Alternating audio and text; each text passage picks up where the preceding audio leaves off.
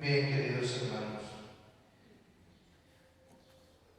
a lo largo de la historia de la humanidad, el ser humano siempre ha tendido a buscar qué es Dios en su vida.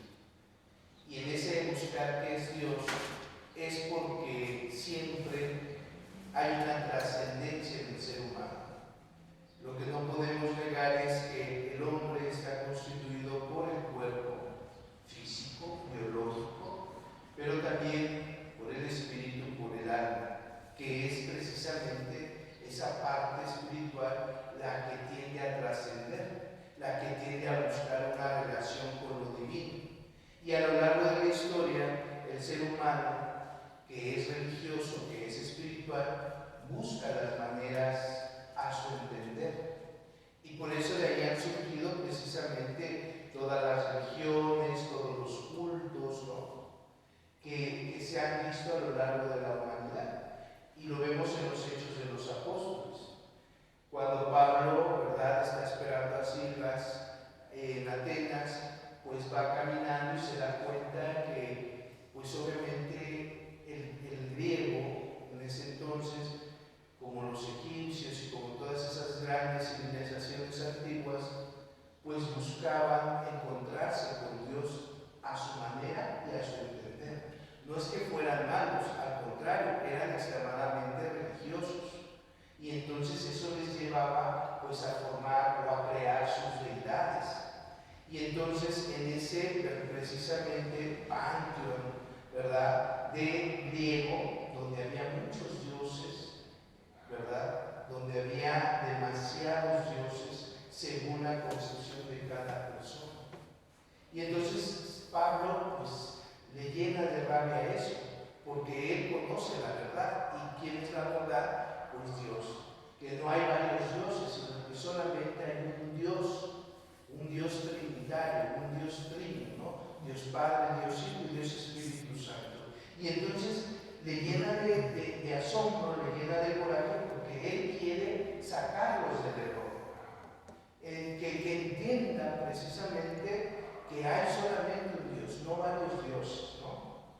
Y entonces va al Areópago, es decir, una placita es donde se reúnen, ¿no? En ese entonces era donde se discutían las grandes situaciones que atravesaban la ciudad, donde había oradores, donde había filósofos, donde había pensadores, y entonces les habla de un Dios desconocido, porque fíjate hasta dónde llega el ser humano, aunque no conoce el misterio de Dios, porque aún no se ha revelado en su totalidad, pero sí hay algo que les dice que hay un Dios desconocido, que hay un Dios que no comprende, que hay un Dios que es un misterio, ¿no?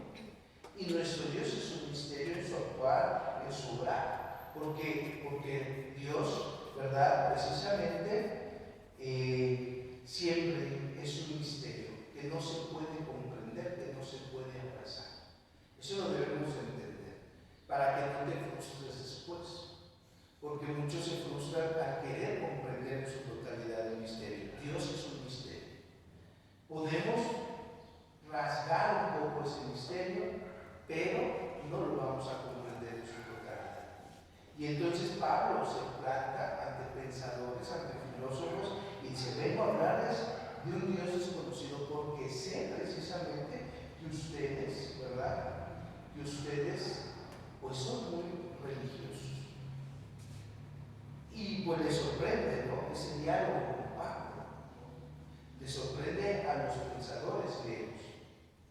Y algunos tal vez se pudieron, y no tal vez, algunos sí se convirtieron, sí lo siguieron. Y otros, cuando hablan de la resurrección, ahí es como que dices, ¿no? ¿Por qué? Porque no comprenden que un Dios haya muerto por ti y haya resucitado por ti. O sea, no lo comprenden, porque para la mentalidad griega y la mentalidad de estos pensadores, de estas culturas antiguas, pues los dioses eran tiranos. Los dioses, ¿verdad?, solamente veían precisamente al hombre para que le rindiera culto. Pero entonces tenían cualidades de hombre. Había dioses celosos, dioses que engañaban, dioses que se regaban, dioses, ¿verdad?, según la concepción del hombre. Y por eso no comprendían que un Dios haya muerto y haya resucitado por la humanidad. Por eso les incomoda y dicen, de eso hablaremos después, ¿no? O sea, aquí no es tiempo, no es el momento. Y claro, no era el momento todavía. Y no era el momento porque Dios tiene sus planes. Volvemos al misterio de Dios, ¿sí? Dios se pudo revelar en su totalidad desde el principio de la humanidad. Claro que sí. ¿Y por qué no se ha revelado de su totalidad? No se revelaba porque era necesario que el Hijo del Hombre fuera levantado, que el Hijo del Hombre se diera a conocer, que el Hijo del Hombre interrumpiera la historia de la humanidad. Era necesario. Y aún así, fíjate, hoy en día precisamente seguimos viendo en la actualidad muchas religiones politeístas, ¿no?, que creen en muchos dioses, en muchas deidades al modo del hombre, ¿no? Está el hinduismo, ¿no?, que es una religión politeísta, donde hay dioses según tu antojo, según tu entender. Pero para el cristiano solamente, y aquí es la belleza del monoteísmo, ¿no?, que viene introduciéndose con Abraham, ¿no?, una religión monoteísta, que solamente cree en un solo Dios. Ya no hay más dioses, porque para otra, y lo vemos ahí, ¿verdad?, para otros no solamente es el politeísmo, sino también ha imperado mucho el panteísmo, ¿no? ¿Qué es el panteísmo? Que tú piensas que Dios está en todas partes. Y por una parte puedes decir, bueno, sí, está en todas partes Dios, porque es omnipotente. Está más allá de todas esas partes. Pero el panteísmo que te dice, en este pedazo de madera está Dios, ¿no? Entonces, en esa roca está Dios, en esa piedra está Dios, y hoy impera mucho el panteísmo como el politeísmo también, ¿no? Van regresando, ¿no? Van regresando porque no comprenden al misterio de Dios, ¿no? Y entonces es deber del cristiano, igual que Pablo, proclamarles la buena nueva de que hay un solo Dios, ¿no?, que ha dado su vida por nosotros, que ha resucitado por nosotros, aunque les incomode o aunque no les hagan caso. El cristiano está llamado a ser firme en llevar la buena nueva, con coherencia, ojo, con coherencia, porque volvemos a lo mismo, ¿verdad? O sea, de nada sirve que les hablemos de Dios cuando no tengamos una coherencia, ¿sí? Porque han imperado otra vez, se han dado cuenta que ha regresado el ocultismo, más bien no se había ido, pero ha regresado con más fuerza. ¿Por qué? Porque la gente está sedienta de Dios. ¿Y dónde estamos los cristianos para predicar? ¿Y dónde estamos los cristianos para llevar la nueva del reino, ¿no? Y entonces ahora, ¿verdad?, empieza un panteísmo, empieza un politeísmo, empieza un ocultismo y empieza un sincretismo, ¿no?, que es decir, abarcamos todo. Y por eso ahora ves católicos, ¿no?, practicando el rey, ¿no?, practicando la yoga, y no es que sea mala, pero desde una perspectiva más espiritualista, ¿no? Ahora vemos cristianos que andan ahí, ¿verdad?, yendo a las pirámides de Teotihuacán, vestidos de blanco, ¿no?, para recargarse de energía. Ahora vemos a otros cristianos que muy guadalupanos, pero colgándose la muerte encima, ¿no?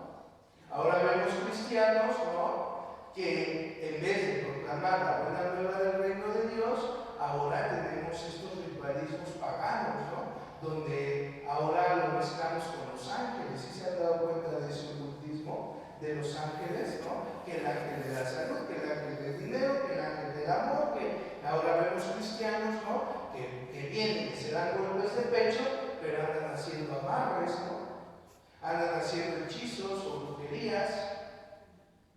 Eso no es. Recuerden, tenemos un Dios.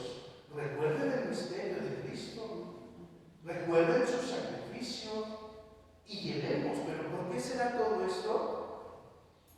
Porque no hemos evangelizado, porque nos hemos callado, porque no hemos sido coherentes, ¿no? O sea, ¿cómo le voy a llevar yo la buena nueva a alguien cuando yo creo que un pedazo de madera es Dios? Eso es panteísmo. No. ¿Cómo le voy a llevar la buena nueva cuando yo soy el primero que ando practicando y ando siendo infiel de Dios? Porque somos infieles a Dios. Porque nos vendemos al mejor postor, a la mejor deidad. Y de ahí viene precisamente que estos lobos rapaces que están en el mundo se aprovechen del silencio del cristiano, del miedo del cristiano. Y por eso estamos llamados a ponernos las pilas, a despertar como cristianos y a llevar como a Pablo que les incomode la verdad. Y la verdad es que hay un Dios que murió por ti, que resucitó por ti y que vendrá también por ti, por amor a ti, y que se hace presente en la Eucaristía una tras otra, ¿no? Ahí estamos, despertemos, porque si no, nada más nos quejamos, ¿no? Es que ya hay mucho grupo, pues, culpa del cristiano que ha callado. ¿Sí?